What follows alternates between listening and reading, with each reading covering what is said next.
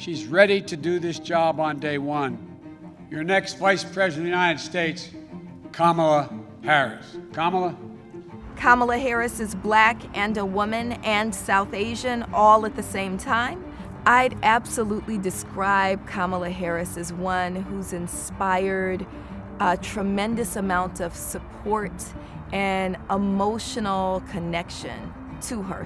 Vice President-elect Kamala Harris is a public servant, a leader, and she will tell you her entire life she has only had one client, and that is the people. She's often been the first woman of color to hold the jobs that she's had. So she's been a breakthrough candidate more than once, and that makes her unlikely in some ways. She is very disciplined, she's assertive, she knows when there's an opportunity, she doesn't hesitate. I know a predator when I see one. Did you watch Dr. Ford's testimony?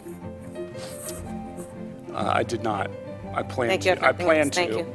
I intend to fight.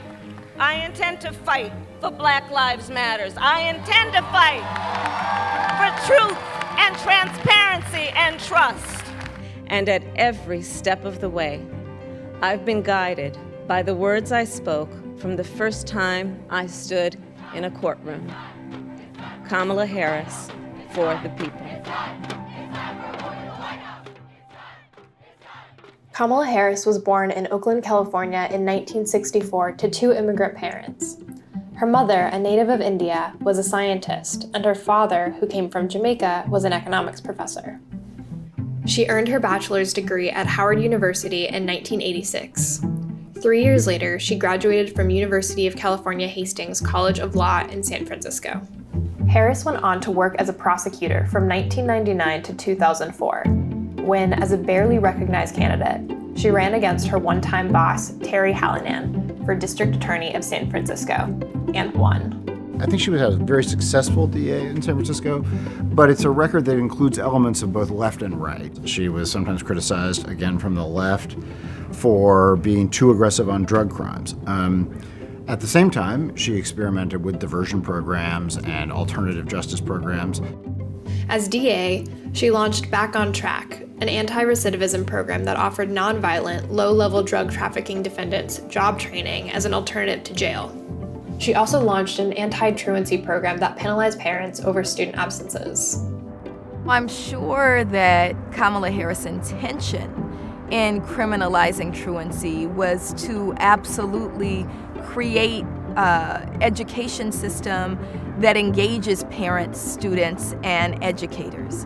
However, what we saw with the criminalization of parents, many of whom were unable to get their children to school, was not a crackdown that was helpful to especially Black children.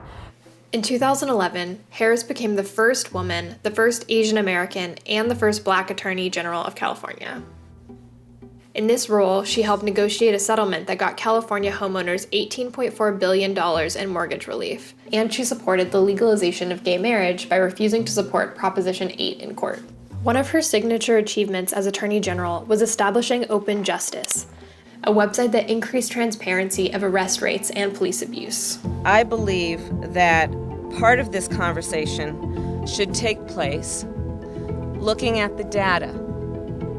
What are the numbers? What are the facts that we know that we can actually quantify that can help influence public policy?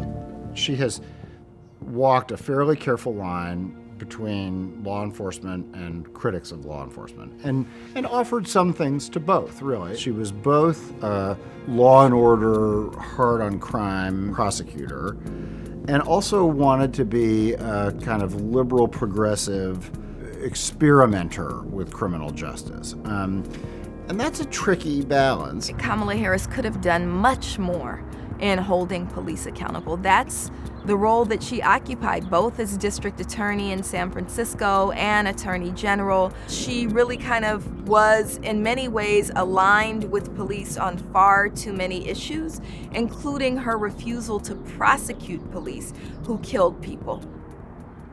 5 years later, Harris was elected senator.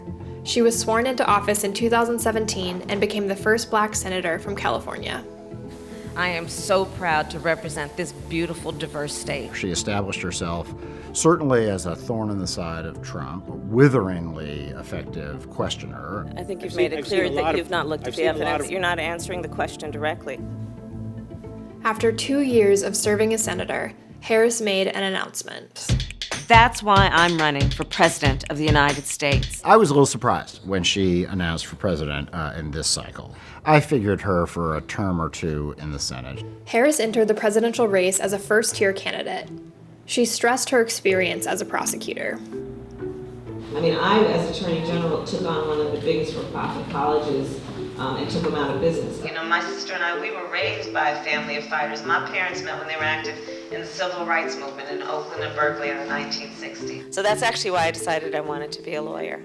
She dropped out of the presidential race shortly after Biden entered.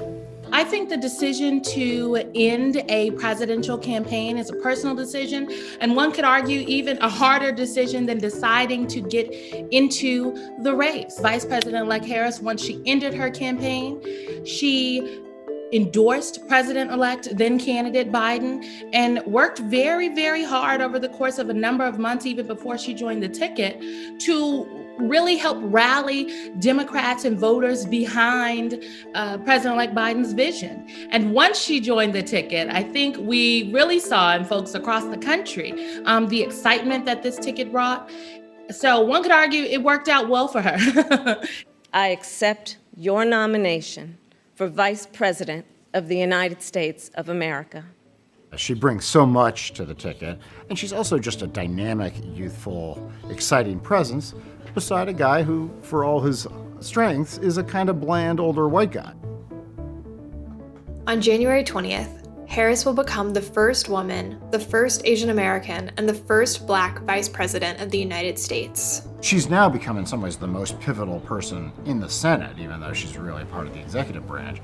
The opportunity for her to cast deciding votes on questions like police reform has got to be appealing to her. The president-elect himself said that there's not a decision he has made thus far that he has not consulted with or asked the vice president-elect her opinion first. And I truly, truly do believe that Vice President-elect Kamala Harris, given her bipartisan relationships, her lived experience in this country, is the best possible partner that he could have on this journey. We're hopeful that the side of her that's aligned with progressive justice reform and connected to community will prevail and be the Kamala Harris that we see as vice president. And to the American people, no matter who you voted for, I will strive to be a vice president like Joe was to President Obama, loyal, honest, and prepared, waking up every day thinking of you and your family. Because now is when the real work begins.